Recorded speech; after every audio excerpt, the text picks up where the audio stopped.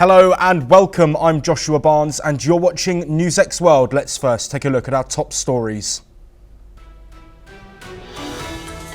UK Prime Minister Keir Starmer has pledged a £2 billion loan for Ukraine to make weapons. Amid global tensions over the Russia-Ukraine war, a defence summit with European leaders is taking place in London following Trump and Zelensky's clash in Washington. Israel has approved a US plan to extend the Gaza ceasefire for 6 weeks during the Muslim Ramadan and Jewish Passover periods. Under the US proposal, half of the hostages still held by Hamas in Gaza, both dead and alive, will be returned on the first day of the extension. President Trump has ordered a trade investigation that could see additional tariffs on imported lumber. Meanwhile, the Treasury chief has urged Canada and Mexico to match US tariffs on China ahead of America's Tuesday deadline for 25% tariffs on their border nations. A US judge has declared that Trump's firing of the watchdog agency's head was illegal. Meanwhile, the Trump administration has sent a second round of emails demanding a summary of the work carried out by government employees.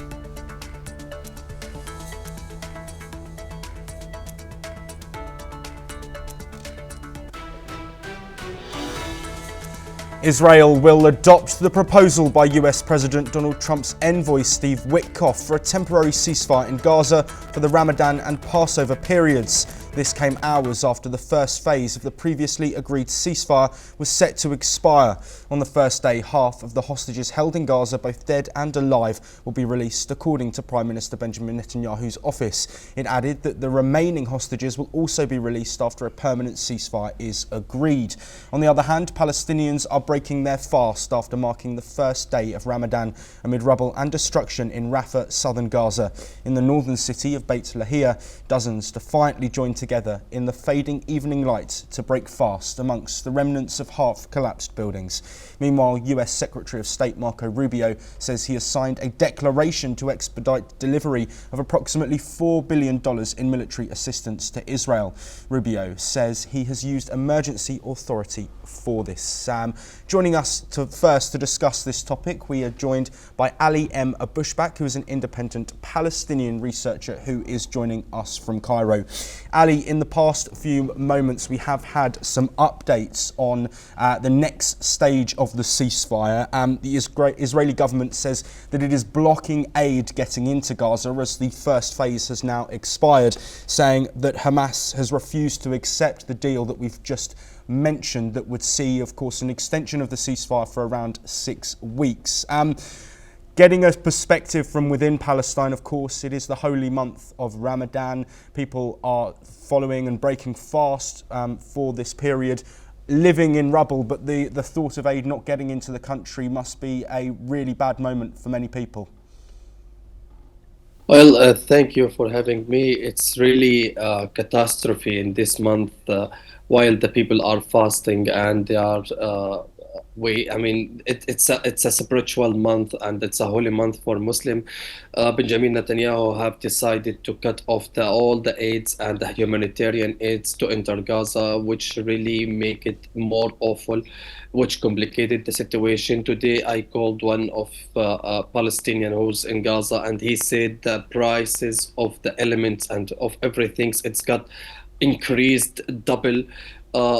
During this month, Palestinians they were hoping that they will reach to ceasefire and they will reach to the peace between Palestine and Israel and settle down this war finally. But unfortunately, it seems that Benjamin Netanyahu, he's buying the time, and it's making the situation awful again and again. Most of the people, they are breaking their fast over the rubble, and they without shelter, without tent, without mobile houses, which make their life is more miserable.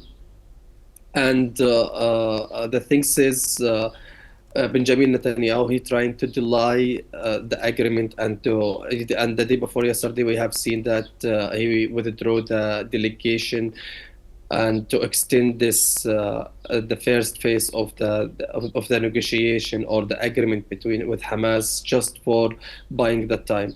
So on the ground, the things is not optimist and it's a pessimist, and the feeling is awful feeling on the ground. Everyone. They hope that they will reach to ceasefire, but unfortunately, this things it seems that we are on the edge of the ceasefire, and we are going through the resume the war again, which we no one hope it. Also joining us to discuss this topic is Yeshaya Rosenman, who's the project director at India-Israel Maitri Project, who is joining us from Israel. Yeshaya, thank you very much. I'd like to get your opinions and feelings on the development that we've had in the past few moments. Of course, the Israeli government saying they're blocking aid, a deal that Israel has said that they are happy to agree to, one suggested by the US envoy Steve Witkoff. Is there frustration, do you think, amongst the Israeli government, considering they felt they were ready to extend this ceasefire deal and potentially leave more time for discussions to be had over a permanent ceasefire? Hi, thank you for having me. No, so I think on the Israeli side, confidence is building now that the Trump administration is in power. And now they have been given $4 million in aid. In total, $12 million of military aid has been given since Trump has come to power. The deal that Netanyahu and envoy Witkoff have agreed upon is in essence a wedding without a bride, because Hamas spokesman Mahmoud Mardawi has already rejected it, saying this deal is aggression, etc., because releasing the hostages, half of which will be released at the beginning of the deal, according to the proposed deal, and half will be released if a permanent, and the other half will be released if a permanent settlement is reached. The hostages are Hamas's last human shield, and once that human shield is gone, Israel wants to remove Hamas from power in Gaza. Now that is basically a zero-sum question. Either Hamas is in power or not, and Hamas wants to remain in power, and Israel doesn't want them to remain in power, and thinks that the only hope that Gazans have is once Hamas is removed. So, in essence, there was a question whether the second phase would happen at all. The first stage was already ensured and executed, and the second stage, it was questioned whether it would happen at all. I think the entire, the next phase of the hostage deal is up to Hamas, whether they want it or not.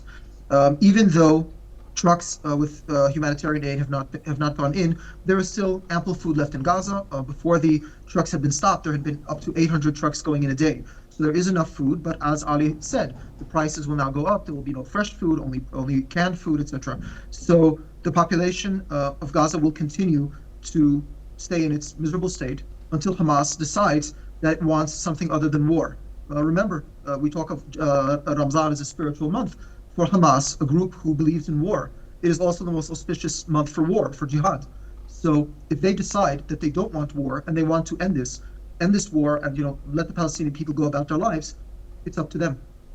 Yeshaya, I'd like to stay with you. You briefly mentioned there the deal that Rubio has announced with billions of dollars of support and military aid for Israel. Is this a preemptive move towards a resumption of military activity in the region, or do you think this is more to protect Israel against further attacks in the future, like the one that we saw on October the 7th, 2023? Both answers are correct, because so first of all, it was announced today that Israel has extended, the Israeli parliament, the Knesset, has extended the law which will allow them to recruit up to 400,000 reserve soldiers at any moment from now till 29th of May for a 3-month period. So yes, we are already preparing for war, as is Hamas. It has been in Israeli media recently that Hamas is training its troops for another blitz attack. So both sides are already preparing for war. That said, there are still other players in the region, Iran, and most notably there has been talk about the alarming buildup of the Egyptian army, which is moving armed forces into the Sinai Peninsula in complete violation of the peace agreement, and so far is doing this uncontested. So yes, both answers are correct, both preparation for immediate war with Hamas and for threats in the distant future. Ali M. Bushback, coming back to you. What do you think it will take for Hamas to agree to the US's suggestion over a 6-week ceasefire deal? And then how does that sort of look in a forward-moving sense for the people of Gaza if it can't be agreed to, and it looks like we potentially could return back to fighting with the situation currently moving as it is?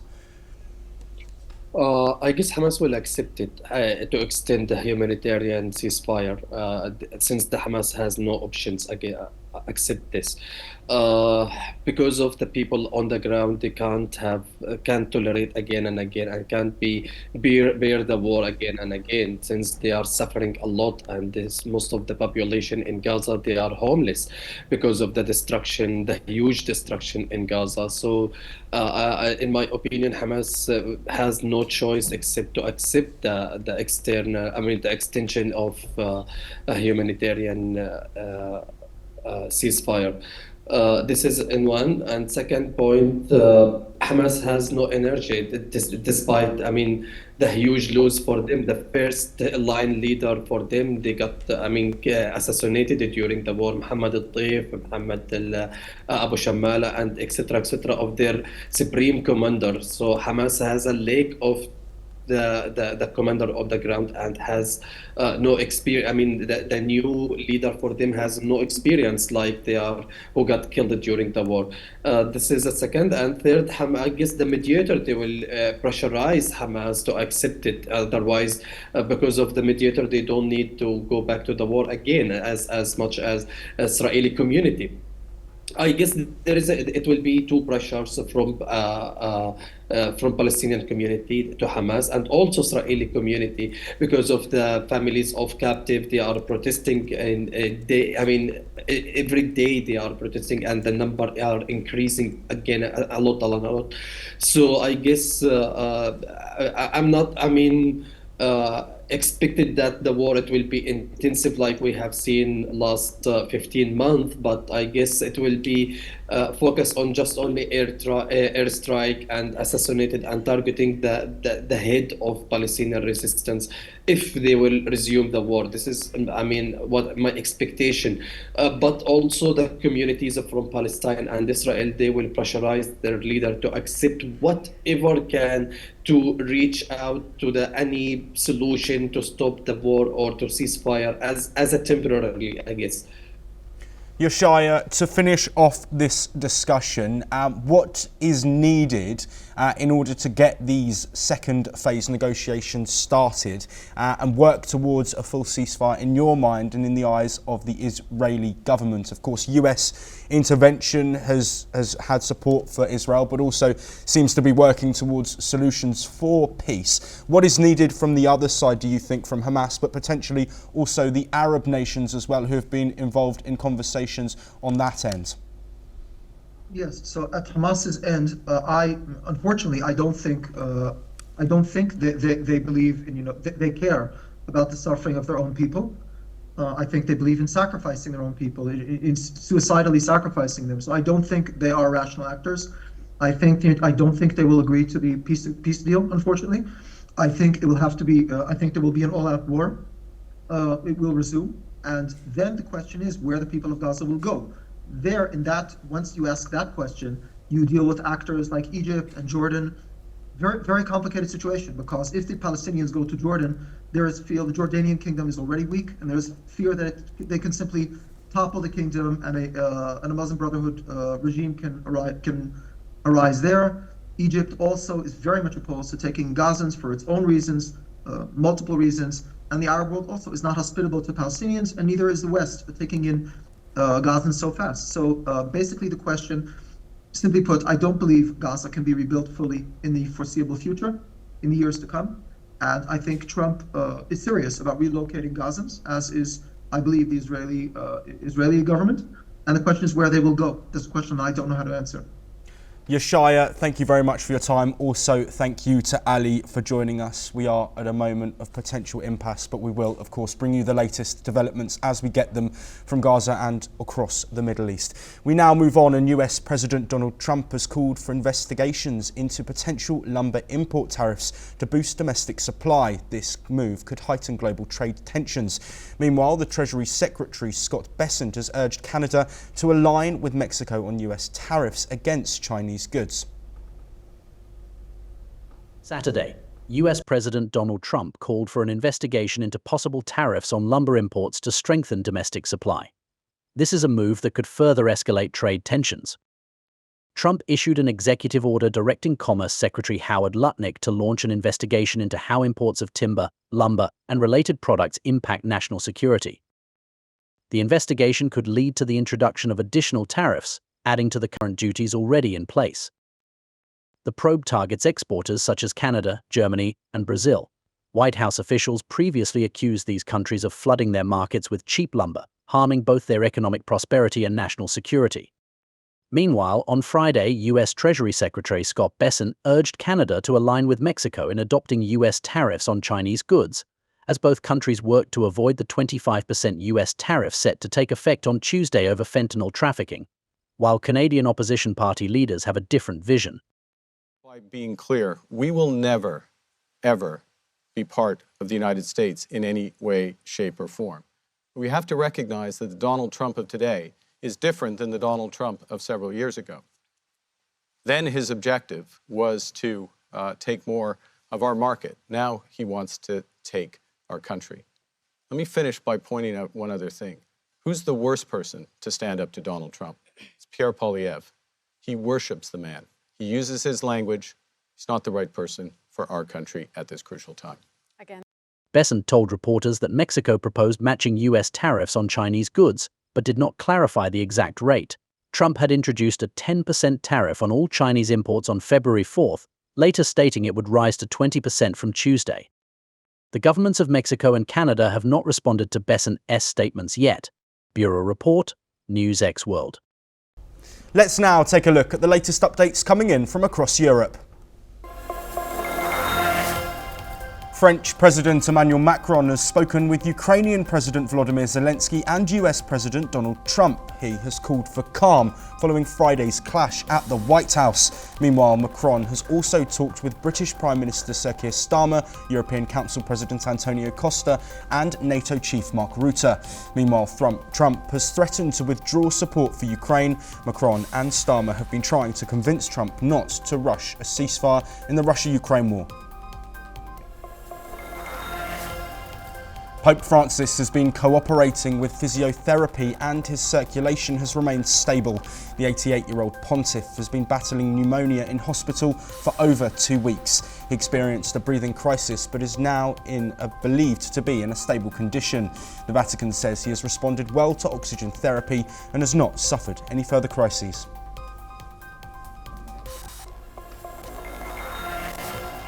Mass demonstrations are growing in Serbia and have been for the last 4 months. Protests began after a railway station roof collapsed in Novi Sad, where 15 people died.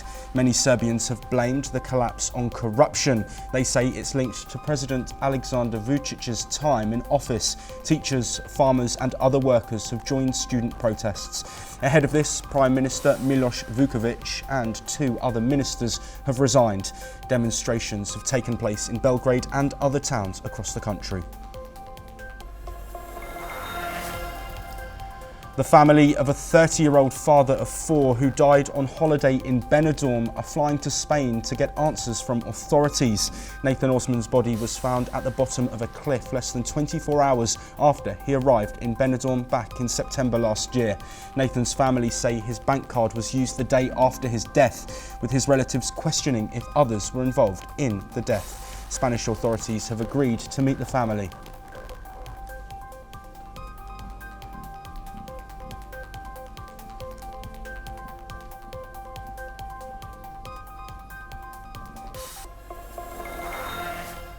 The PKK have declared a ceasefire following Abdullah Öcalan's call for disarmament and peace, urging Turkey to create democratic conditions. While Erdogan sees potential for peace, he warns military action will continue if the ceasefire fails, with ongoing PKK attacks inside Turkey. Here's the latest. Kurdish militants of the Kurdistan Workers' Party declared a ceasefire on Saturday, following a call from their imprisoned leader Abdullah Öcalan for disarmament. This move could significantly impact President Erdogan's government, with Öcalan urging peace and a democratic society. Erdogan, however, warned that Turkey would maintain military readiness if the ceasefire fails, stating that operations would continue until the last terrorist is eliminated. The PKK emphasized the need for democratic and legal conditions to ensure success, calling for Öcalan's release to lead the disarmament process. This ceasefire marks a breakthrough in the conflict, but it is uncertain whether it will lead to a lasting resolution. Erdogan sees Öcalan's call as a potential historic step toward peace, and political meetings are planned to clarify the next steps. Bundan sonra da nefret dili, kavga ve gerilim yerine karşılıklı saygıyı, hoşgörüyü ve diyaloğu gözetmeye devam edeceğiz. Fakat uzattığımız elin havada bırakılması veya ısırılması halinde de demir yumruğumuzu daima. Despite the ceasefire, Turkey insists that all Kurdish groups linked to the PKK across the region must disband, and isolated attacks by the PKK continue inside Turkey, while Kurdish fighters in Syria remain unaffected by the ceasefire. Bureau Report, NewsX World. Let's now take a look at the updates coming in from across North America. A majority of Republicans support President Donald Trump and Vice President J.D. Vance following their heated Oval Office confrontation with Ukrainian President Volodymyr Zelensky. Senator Lindsey Graham went as far as asking Zelensky to resign, while others attacked Trump for allegedly joining forces with Putin. Some Republicans and Democrats condemned Trump's handling of the Ukrainian leader as a backward step for US foreign policy. Former New York Governor Andrew Cuomo, who stepped down in 2021 over allegations of sexual misconduct, has announced his bid to become New York City Mayor. Cuomo made the announcement in a 17-minute video stating that the city is in crisis and needs effective leadership. Cuomo's entry puts pressure on current Mayor Eric Adams, who is facing federal corruption charges. Some admire Cuomo's strong leadership, while others worry that his return would be detrimental to women's rights.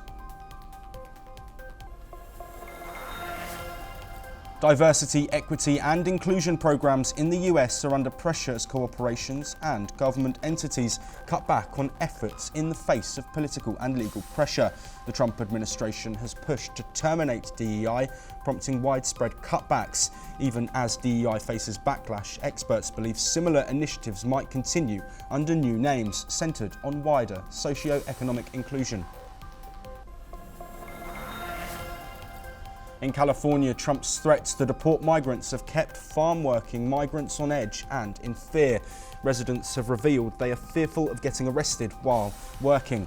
The United Farms Union foresees that mass deportations may drive wages down and worsen working conditions. Meanwhile, uncertainty is pushing forward the call to mechanise farms, although labourers say that machines cannot completely replace human workers. 9 individuals were taken into custody outside a New York Tesla store. Nationwide protests have been directed at Elon Musk's involvement in Trump's broad federal job cuts. Protesters blame Musk for leading large-scale layoffs through the Department of Government Efficiency, which prompted rallies in several cities. Protesters demanded a boycott of Tesla, calling for accountability for the administration's controversial actions. That is all we have time for, but we'll be back very soon with more of your latest international news updates.